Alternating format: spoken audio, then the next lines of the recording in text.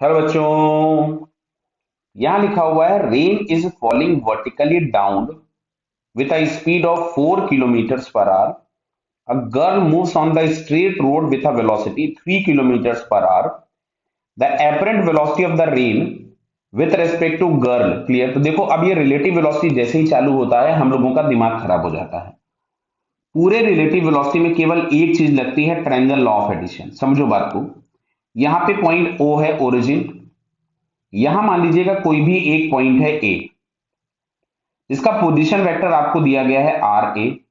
अच्छा, यहां कहीं पे कोई भी एक पॉइंट है बी जिसका पोजीशन वेक्टर दिया गया है आर बी। अब सुनो, अच्छा अगर आपसे पूछा जाए ए से कि बी किधर है तो क्या वो ये बताएगा ऐसे हाथ करके? तो क्या इसको हम लोग लिख सकते थे कि position vector of B with respect to A. समझ में आ रहा है ना भाई?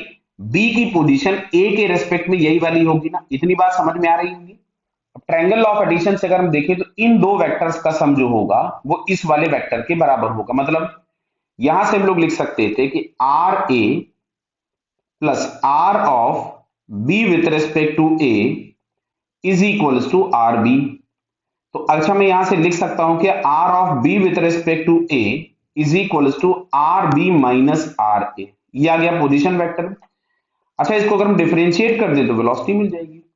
तो velocity of B with respect to A बराबर हमारे पास मिलेगा वी बी माइनस बी। अच्छा, हम इसको फिर डिफरेंशिएट कर दें तो एक्सेलरेशन मिल जाएगा। तो acceleration of B with respect to A जो होगा it is acceleration of B minus acceleration of A. Clear हुआ क्या? तो बस यही हमारे पास ट्रायंगल लॉ ऑफ एडिशन से पूरा रिलेटिव वेलोसिटी खत्म हो जाता है। सर इस क्वेश्चन में कैसे करेंगे? तो देखो बेटा, यहाँ पे तुम्हें बोला गया rain is falling vertically. Clear? तो आप कोई भी कोऑर्डिनेट सिस्टम चूज कर लो जो आपको अच्छा लगता है। मान लीजिए मैंने इसको एक्स ले लिया, इसको वाई ले लिया। क्लियर? तो अच्छा, मैं वेलोसिटी ऑफ द रेन लिखूंगा, एक्चुअल वेलोसिटी जो है, तो क्या मैं उसको लिखूं 4 टाइम्स माइनस जे कैप क्योंकि डाउनवर्ड है। और वेलोसिटी ऑफ द गर्ल अगर मैं लिखूं तो वो जा रही थी मूव हॉरिजॉन्टल, हॉरिजॉन्टल में जा रही थी एक्स डायरेक्शन में। तो क्या मैं इसको 3 टाइम्स आई कैप लिख सकता था? आपसे क्वेश्चन में पूछा गया है कि velocity of the rain with respect to girl, मतलब आपसे पूछा गया है velocity of the rain with respect to girl. तो देखो इस रिलेशन से क्या हम इसको लिख सकते थे V R minus V G. समझ में आ रहा बेटा?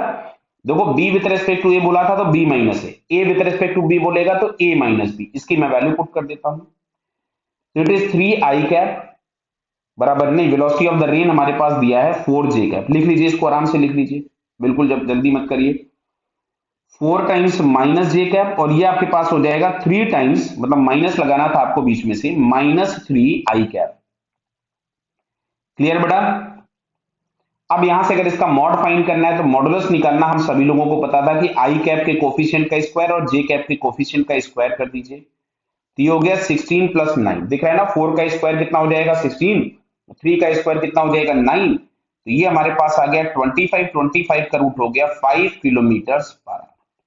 क्लियर? तो बेटा ट्रायंगल लॉ ऑफ एडिशन यदि आपको आता है मतलब आपको रिलेटिव वेलोसिटी आती है, डरने की जरूरत नहीं है। क्लियर? तो यहां से अगर हम चेक करें तो हम लोगों को थर्ड ऑप्शन करेक्ट दिखता है। So it's correct answer is 3। Clear बेटा? Okay, all the best.